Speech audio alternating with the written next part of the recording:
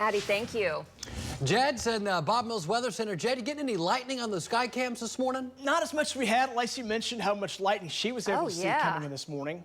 But it's dying down or what? Yeah, the lightning's really coming down. Just check lightning here in the metro area. Only about 2 lightning strikes over the last 5-10 minutes, so not as much lightning here on our shots. A few shots do have a little lightning. Our Norman cam in the lower left is one pointing to the south. That's where most of the lightning has really moved to. So maybe some lightning there. Most cameras in good shape. Still some wet roads along the Broadway extension as a little band of rain rolled across there. More rain is possible here as we go into the morning rush hour. Let's check the big view on radar as it shows those areas of rain moving through. Again, complex of rain and storms moving through.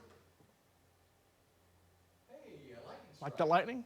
Look at that, Jed. There you go. There's your radar. Okay, I had to wait a while. It seems like that's how it goes with that lightning. Okay, so areas of rain moving in. You can see storms rolling on through. Some rain in the metro so far. Most of the rain is just to our west. And this complex, as it moves in, a little bit weaker this morning, so it is dying out some. But it did dump some heavy rainfall, enough so flood advisory through parts of Dewey and also Custer County here starting off this morning. So zooming in here, still some good rains falling from parts of Dewey, Custer, onto Blaine counties. Rain extending now through parts of Kingfisher, Canadian, but the most heavy storms, they're not severe, but heaviest storms are south of the metro, down near Chickasha, Rush Springs, and also Purcell. So the metro area, again, a little bit of rain passing through. That little band right there rolled right across the Broadway extension, and that's the one that produced those wet roadways there along the Broadway. But here's your rain to the west, kind of rolling eastbound, so that'll come on in and bring just some general type rain coming in. And look at the lightning counter behind me. Not a whole lot of lightning with this, but if there is some, Chickasha, Nanticoke, Rush Springs, Lindsay, that's where the heaviest rain is. And also the lightning is showing right there. Like I said, not severe, just a kind of classic, seems like a early summer pattern setting up here across Oklahoma with, we'll call this barrage number 1 coming through.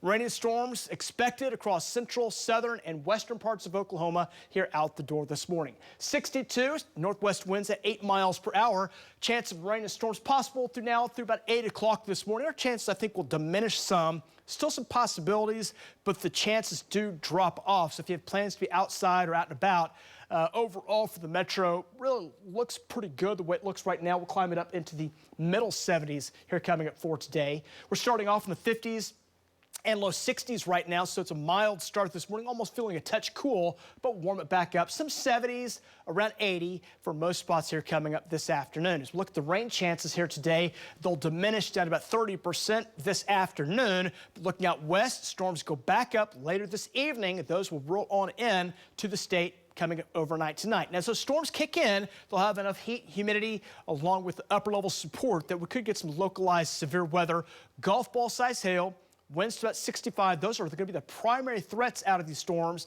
but there will be a low tornado threat as well. The low-level jet stream will kick in across western and southwest Oklahoma to give at least a period of some stronger wind shear possible. So a tornado is possible for a while western into southwest Oklahoma late today into this evening, and that'll be the case with the hail as well. Mainly quarter-size hail, but a few golf balls form. That's not out of the question as those storms develop here later this afternoon and evening. 60s for lows overnight tonight as that rain moves in. A lot of rain moving in. Rain and storms likely going into the overnight periods tonight, and we may see some severe weather too, but the overall threat's very marginal. 60-mile-per-hour winds, quarter-size hail, mainly a lot of heavy rain and some thunder. Have a loud night tonight as those storms move in.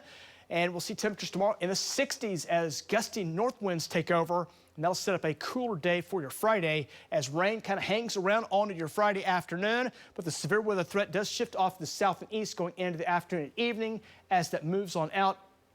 We'll expect to see things dry back out for your Saturday. Some areas may get close to 2, 3, maybe 4 inches of rain overnight tonight, so we'll monitor the threat for some flooding before things calm back down late Friday. Right now, your weekend looks great. We'll track some more rain back on the way. Scattered chances more likely going into the latter parts of next week. Most days topping out in the 70s. We'll be back right after this.